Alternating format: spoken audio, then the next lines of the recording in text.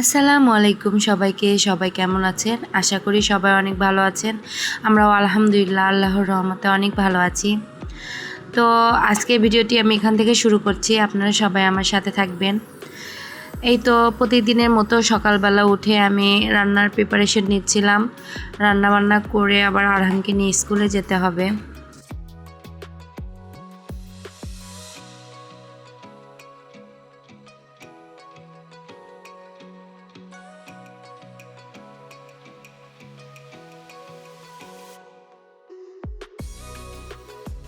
তো প্রথমেই আমি রাইস কুকারে ভাত বসিয়ে দিলাম। তারপর করলা ভাজি করব। করলা ভাজির করলাগুলো কেটে নিয়েছিলাম, সেগুলো আমি কড়াইতে ভাজি উঠাই দিলাম।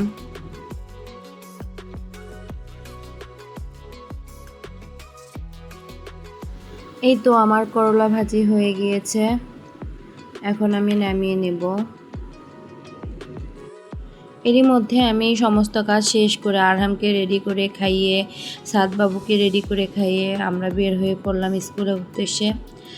এই তো আমরা যাচ্ছি, শাহবাজ সালমান এদেরকে তুলে নিয়েছি। আজকে আবার অটোওয়ালা আঙ্কেলের ছেলেও যাচ্ছে আমাদের অটোতে, ওকে আবার মাটি ডালি নামিয়ে দিতে হবে। এই তো দেখুন আমার ছোট্টটার দুষ্টমি তো শেষই হয় না, সারাদিন শুধু দুষ্টমি করে। সকালবেলা থেকে ওর দুষ্টমি শুরু হয়ে গিয়েছে। আজকে একটু আমাদের দেরি হয়ে গিয়েছিল। এই তো দেখুন কলেজের বাসও এবার চলে যাচ্ছে আমাদেরকে ফেলে রেখে। মানে কলেজ বাস ঢোকার অনেক আগে আমরা স্কুলে পৌঁছে যাই। আজকে মানে কলেজ বাসের সাথে সাথেই আমরা যাচ্ছি। তো এই তো অটোওয়ালা আঙ্কেলের ছেলে এখন স্কুলে নেমে যাবে, ওর স্কুলে।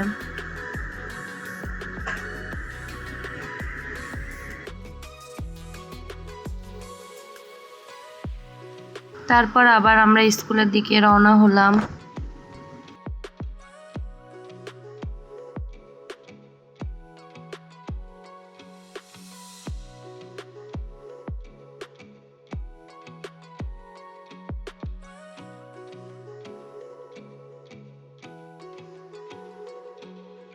এই তো আমরা এখন মাটিরালি বিমান মোড়ে।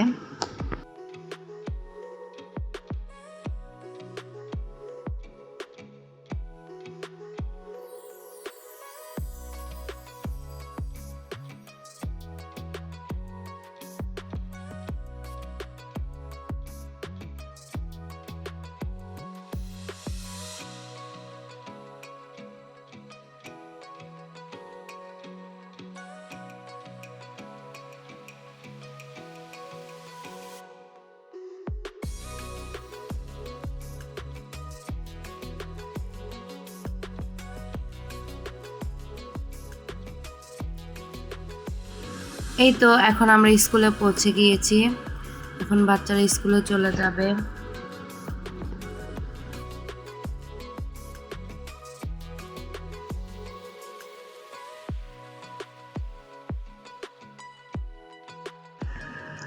এই তো আমার সোনা পাখিটা এখন চলে যাচ্ছে।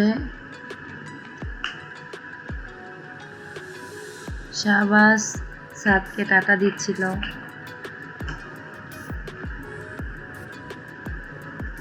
এখন আবার আমি কোচিংয়ে চলে যাব, কোচিংয়ের ছাদে গিয়ে বসবো। আজকে নাকি আবার ভিটামিন এ ক্যাপসুল খাওয়ানোর ডেট, আমি জানতামই না। একটা ভাবির কাছ থেকে শুনে আমি কোচিংয়ের পাশে একটা স্বাস্থ্য কেন্দ্র আছে, ওখানে গিয়ে বাচ্চাকে ভিটামিন এ ক্যাপসুল খাইয়ে নিয়ে আসলাম। ভাবিটাকে অনেক অনেক ধন্যবাদ। আসলে আমি জানতামই না।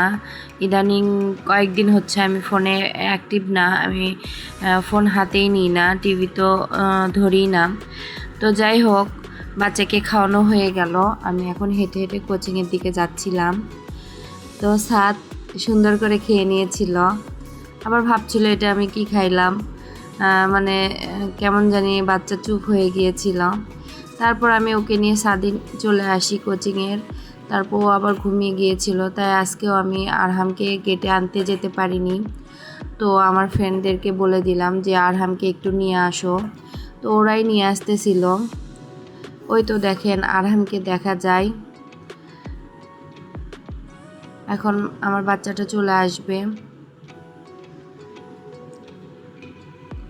ওর সামনে এক্সাম, একটু চাপে আছি, ওকে পড়াতে হচ্ছে। বাসারও তেমন কোনো কাজ করতে পারি না। তো আজকে আমার শাশুড়ি চলে আসবে, আসলে আমার আরও একটু আমি রিলিফ পাবো। উনি রান্নাটা করলে আমি বাচ্চাকে একটু পড়াইতে পারবো। তো যাই হোক, ওই তো আরহাম চলে আসলো। এখন আমি আরহামকে চেঞ্জ করিয়ে খাবার খাইয়ে কোচিংয়ে ক্লাস করতে পাঠিয়ে দিব। তো আরহামের কোচিং শেষে আবার আমরা বাসার উদ্দেশ্যে রওনা হয়ে পড়লাম। আরহাম ও সাদ গাড়ির ভিতরে সুন্দর করে খেলা করছিল। তো আমরা বাসার পাশে প্রায় চলে এসেছি।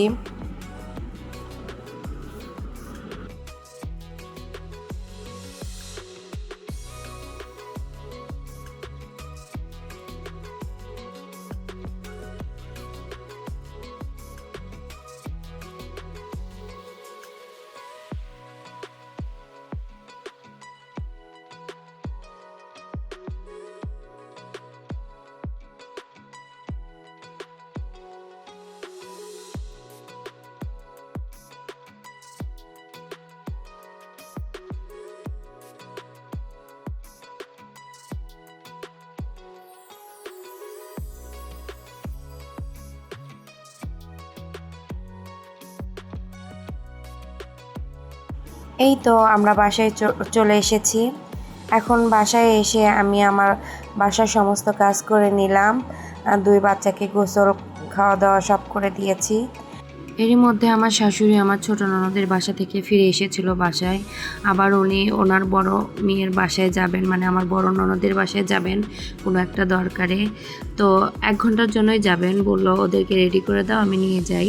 তো আমার ছোট্ট পাখি, সোনা পাখি প্রথম আমাকে ছেড়ে কোথাও যাচ্ছে। তো দেখুন, একটু কান্না করছিল না, আমাকে টাটা দিয়ে চলে যাচ্ছিল ওর বড় পুপির বাসায়।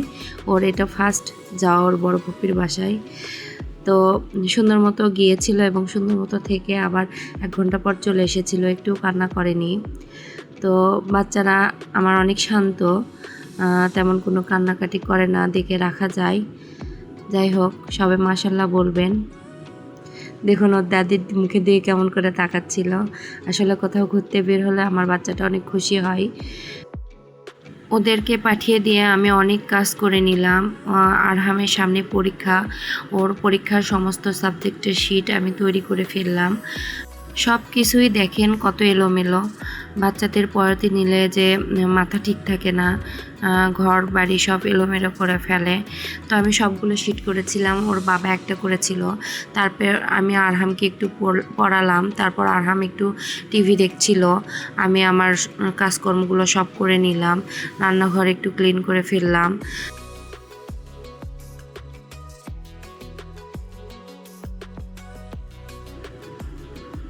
তারপর আমার রুমের অবস্থা দেখেন, আমার রুমের অবস্থা খুবই খারাপ। বাচ্চাদের পড়াতে নিলে একবার টেবিলে পড়ে তো একবার বিছানায় এসে পড়ে।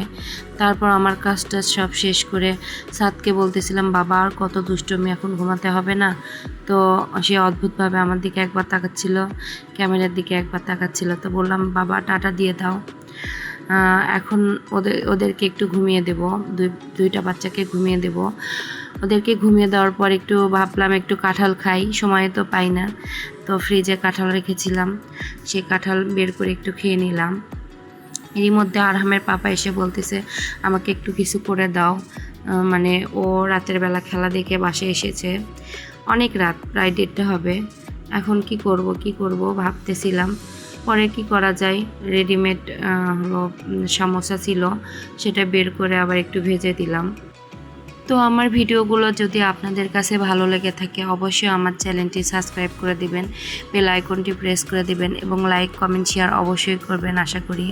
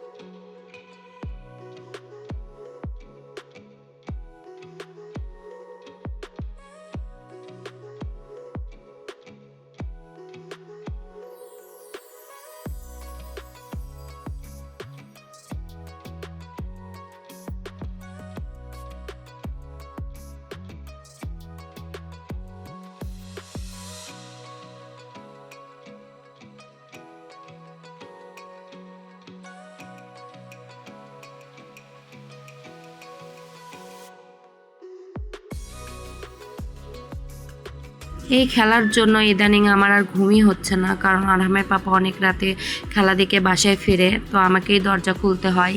কি করব বলেন। আবার ভোরবেলা উঠে আরহামের সমস্ত কাজ আমাকেই করতে হয়। ঘুমই হচ্ছে না, এই জন্য মেজাজ সবসময় কিটমিটে হয়ে থাকে, কিচ্ছু করার নেই। তো এখন আজকে ফোন দিয়ে বলতেছে কিছু কিছু বানাও, কিছু খাই। তো কি বানাবো বলেন, এত রাতে কি কিছু বানানো সম্ভব? তো ভাবলাম রেডিমেড সমোসা ছিল, সেটাই ভেজে নিই। এই তো আমরা দুইজন এখন খাচ্ছি এনজয় করে। তো আজকে ভিডিও পর্যন্তই, আগামী ভিডিও দেখার আমন্ত্রণ জানিয়ে আজকে ভিডিও এখানেই শেষ করছি। সবাই ভালো থাকবেন, সুস্থ থাকবেন এবং নিরাপদে থাকবেন, এবং আমাদের জন্য দোয়া করবেন, আমরাও যেন ভালো থাকি, সুস্থ থাকি এবং নিরাপদে থাকি। আল্লাহ হাফেজ।